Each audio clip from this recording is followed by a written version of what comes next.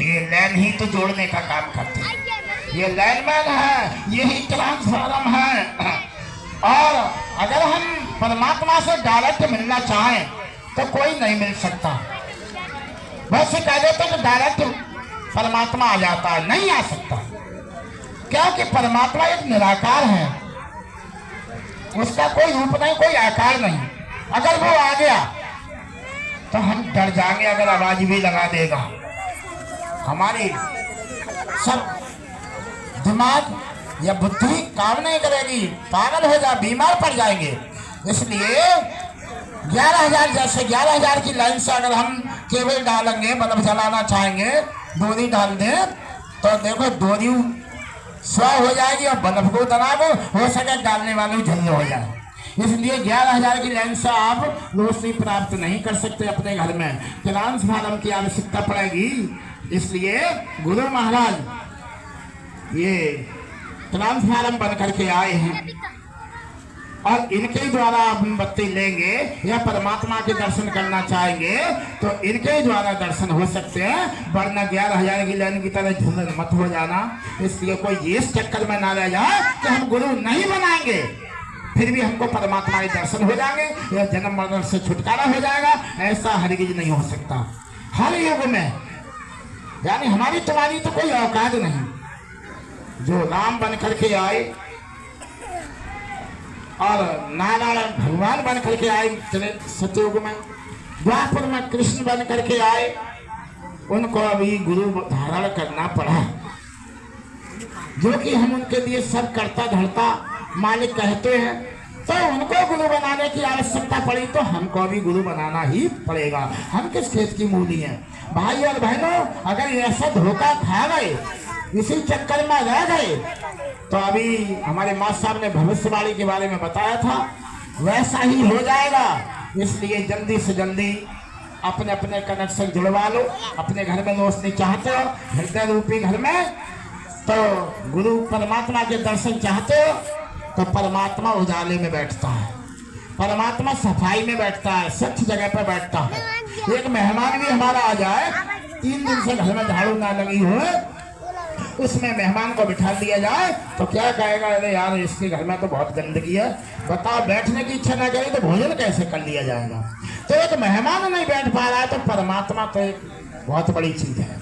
भाई और बहनों, इसी तरीका से हमारे इस तन रूपी घर में गंदगी खचाखच भरी हुई है। ना जाने कितने जन्मों से हर तरीका का कूड़ा करकट हमें डाले पड़े हैं। तम्बाकू खा लो, बीड़ी पी लो, हुक्का पी लो, चिलम पी लो और दारू पी लो, भांग पी लो, सुल्पा पी लो, जरा क्या क्या, मीट खा लो, मछलियाँ खा लो, अंडा खा लो, सब खाए जा रहे हैं, खचाखच भरे जा रहे हैं। मिर्च की ऐसी बोरी ठूस के भरे जा रहे हैं, फिर तो वो धसा मारेगी, फिर उसमें तुम्हें को बंद किया जाएगा और उसमें घुट घुट के ही मरोगी, उस ऊपर से लाठी बजेगी। इसलिए भाई और बहनों, ऐसी गलती मत करना।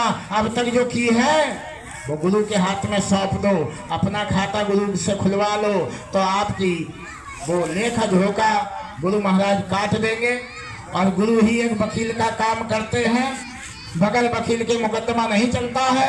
अगर मुकदमा लड़ना है यहाँ पर भी तो वकील करना पड़ता है। ऐसे ही अब हमारा काल भगवान से मुकदमा छिड़ गया है, क्योंकि युग बदलने जा रहा है, तो अब तो भारी टक्कर होने वाली है। ऐसे कोई घर से नहीं निकलेगा 20 साल। अगर कोई मकान मालिक किराएदार को रख ले और वो 20 साल नहीं निकले, भले किराया देता रहे, फिर वो निकलने वाला नहीं, मकान पे कब्जा करना चाहता है। मेरे गांव का मकान ऐसे बरेली में कब्जा भी कर लिया था, बड़ी मुश्किल से निकला था, कई साल में गंदगी डालने लगा, वो हरिजन था, उसमें गंदगी डालने लगा, बड़ी मुश्किल से मकान खाली कराया। इसी तरीका से भाई और बहनों, हमारे लिए ये मकान मिला है, इसमें गंदगी अगर करोगे तो बताया कि वो किराएदार मकान भी खाली करा लेगा और नाराज भी हो जाएगा। इसका एवज भी तुमको देना ही पड़ेगा, क्योंकि भाई 184 भोगी योनियों में जाना पड़ेगा और नरक में फिर उसके बाद में डाला जाएगा। क्या हम किसी को कांटे मारेंगे तो हम भी अब इस कांटे ही जाएंगे।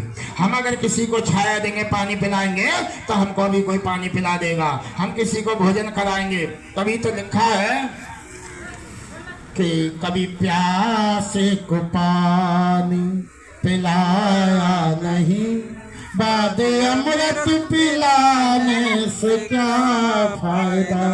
अपने जीवन में तुमने कभी प्यासे को पानी नहीं पिलाया और बाद में मरने के बाद में माँ बाप के बारे में बात हो रही है या किसी परिवार के बारे में, और बाद में तुम अमृत यानी प्यासे को पानी तो पिलाया नहीं, बाद में अमृत पिलाने से क्या फायदा। जिस समय प्यास लगी है उस समय पानी से ही प्यास बुझेगी और बाद में वो मर गया आदमी तो फिर अमृत लाओ घर लौटो तो कुछ होने वाला नहीं। ऐसे ही कभी भूखे को भोजन कराया नहीं, बादी कंचन लुटाने से क्या फायदा।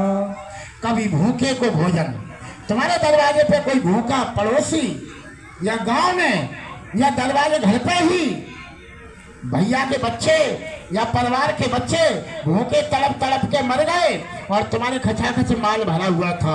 बताया कबीर साहब ने अभी लिखा कि बड़े हुए तो क्या हुए, जैसे पेड़ खजूर और पंछी को छाया नहीं फल लागे अत दूर। तो वो वृक्ष के समान होता है, खजूर के समान होता है कि मालदार तो है और कई भूखा है पड़ोसी या गांव बस्ती का, उसने कहा भैया यार हमें थोड़ा आटा दे दो या 5-6 किलो गेहूं दे दो, हम काम कर रहे हैं, कहीं पैसा मिलेगा तो मैं दे देंगे। कहने लगे हमारे गेहूं को कोठो खोलेंगे या कुटिया खोलेंगे तो सर्दी लग जाए, घुन लग सकता है, अब ना खोलेंगे कुटिया भैया इकट्ठे ही बेचेंगे।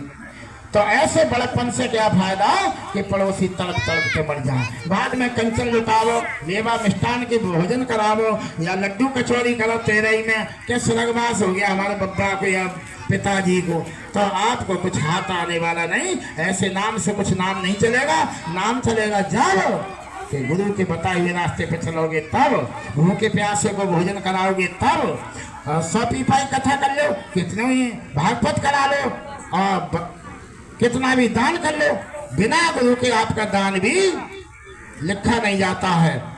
बताया कि पापी हमको 1000 मिले और नुगरा मिले ना 1, और 1 नुगरा के शीश पे लख पापिन को भाग। बताया कि पापी चाहे 1000 मिल जाए, नुगरा 1 ना मिले, तो इसका मतलब ये होता है कि लख पापिन को भाग, एक ही बाप है। तो पानी पीना भी गुनाह बताया, ढींग बैठना भी गुनाह बताया, दोष बताया। इसलिए भाई और बहनों अभी समय है, बचना चाहो हमें बचाओ। समय का मतलब अभी गुरु है और तुम्हारे पास भी अभी समय है, तन है, तो अभी गुरु बना लो, वरना पछताओगे, रोगे कि 6 दिन पाछे गए किया न हर्ष हेत और फिर पछताए हो तक जब चिड़िया चुग गई खेत, तो फिर पछताने से कुछ होने वाला नहीं। भाई और बहनों समय अंदाजे हो चुका है, मैं अपनी गाड़ी पे विराम देता हूँ कि तुमको गाड़ी चल गई तो ना मालूम स्टेशन से पहले रुके ही ना। बोलो जय गुरुदेव। तो मेरे बोलने में कोई गलती त्रुटि तो जरूर भई होगी, मानता हूँ, मैं कोई अक्ता बकता नहीं, ये तो गुरु महाराज की दया और हमारी संगत की कृपा जो कि हमको सब लोगों ने हमें बिठा दिया, बैठाने का मौका मिला, और गुरु की दया से जो भी शब्द निकले हमें तो पता नहीं, आप लोगों ने सुने।